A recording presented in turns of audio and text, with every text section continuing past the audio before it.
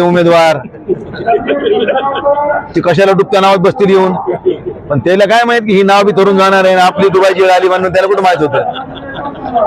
लक्ष्मी अस्त्राचा वापर झाला 100 कोटीची उलाढाल झाली. परभणी 100 कोटीची. माझ्या आयुष्यातला पहिला प्रसंग, पहिली निवडणूक 1989 पासून मी ही लोकसभेची निवडणुकीमध्ये सक्रिय आहे. शिवसेनेनं पहिली निवडणूक 1989ला या ठिकाणी कैलासवासी अशोकराव देशमुखांच्या रूपाने लढल्या गेली. त्या निवडणुकीतली शहरातली सगळी यंत्रणा माझ्या जबाबदारी माझ्यावर होती आणि तेव्हापासून आजपर्यंत मी सगळ्या निवडणुका हँडल करतोय. मी पहिली वेळेस बघितलं की लोकसभेला पैसे वाटले जातात, पण तुम्हाला आधीच सांगितले की पैसे वाटायला कोण होते, यांनी पैसे कोणाजवळ दिले होते, त्यांनी किती वाटले, किती हाणले. आता त्याचा त्यांचा विषय आहे. आता जानकर साहेब ती चौकशी करतील, गुटे साहेब करतील. गुटे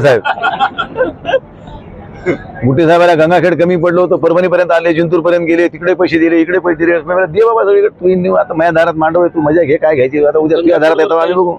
गंगाखेडवर काही लक्ष पुढे केंद्रित काय, आता केंद्रित आहे आमचं सगळं. ते उद्याच माझी तिथं पहिली रॅली आहे. त्याला काय गंगाखेडला. जानकरांची प्रतिक्रिया अशी होती, निवडणुकीत जर पराभूत झालो मध्ये बघा, कुठल्याही जातीपातीच्या नावावर निवडणूक होऊ शकत नाही. विशेषतः लोकसभा, विधानसभा, नगरपालिकेला एखाद्या वार्डात भावकीचं मतदान आहे, ग्रामपंचायतला एखाद्या वार्डात आहे, ते ठीक आहे. पण विधानसभा, लोकसभा ह्या लढवताना मी ह्या समाजाचा आहे, मी त्या समाजाचा आहे म्हणून मी निवडणूक लढलो आणि लोक मला मतदान करतील असं कोणी स्वप्नात सुद्धा विचार करू नये. आपल्या इथं आतापर्यंत जिवंत उदाहरणं आहेत.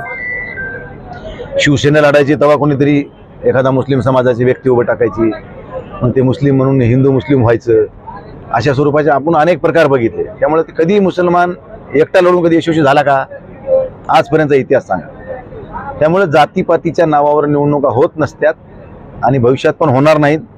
पण दुर्दैवानं सांगावं वाटते की आपल्या इथं झालेली निवडणूक थोडी जातीपातीच्या वळणावर शेवटच्या टप्प्यात गेली. ही कधीही न भरून निघणारं नुकसान आहे असं माझं मत आहे. कारण विनाकारण वर्षानुवर्ष, पिढ्यानं पिढ्या आम्ही ऋणानुबंधाचे संबंध जोपासून गावामध्ये शेजारी राहत होतो, त्या आमच्यामध्येच आता एक कटुता निर्माण व्हायला झाली अशी दिसते कधी कधी, कुठं कुठं काही. हे व्हायला नको होतं, पण ठीक आहे, आता जे झालंय ते झालंय. परंतु मी सर्व मतदारांना, माझ्या नागरिकांना मी नम्र विनंती करीन की बाबा, निवडणूक संपली आहे. आज 9-10 वाजेपर्यंत त्याचा निकाल पूर्ण क्लिअर होऊन जाईल. त्यानंतर सगळ्यांनी शांतता आणि सुव्यवस्था राखण्यासाठी प्राधान्य द्यावं. माझ्या सर्व कार्यकर्त्यांना, पदाधिकाऱ्यांना विनंती करेन की कुठेही गालबोट लागल असं कुठलंही कृत्य आपल्या हातून घडणार नाही, ह्याची काळजी सगळ्यांनी घ्यावी अशी मी हात जोडून सगळ्याला विनंती करतो. की शेवटी आपण ह्या मातीत जन्मलोत, आपल्याला ह्या मातीतच मरायचं आहे. त्यामुळे इथं दुसऱ्याशी कोणाशी वैर करा. राजकारणामध्ये कोणी कोणाची उचल घेतलेली नाही. आता ज्यांनी जानकर साहेबांकडून उचली घेतल्या होत्या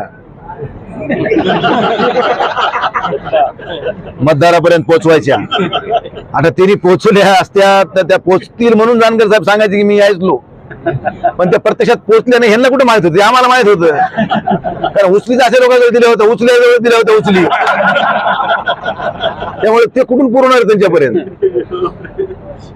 त्यामुळे ते त्यांच्यापर्यंत पोहोचू शकल्या नाही म्हणून जानकर साहेबांना धोका झाला. अहंकाराचा, सत्तेच्या मस्तीचा, असं स्पष्ट शब्दात मराठीत अजितदादांनी राष्ट्रवादी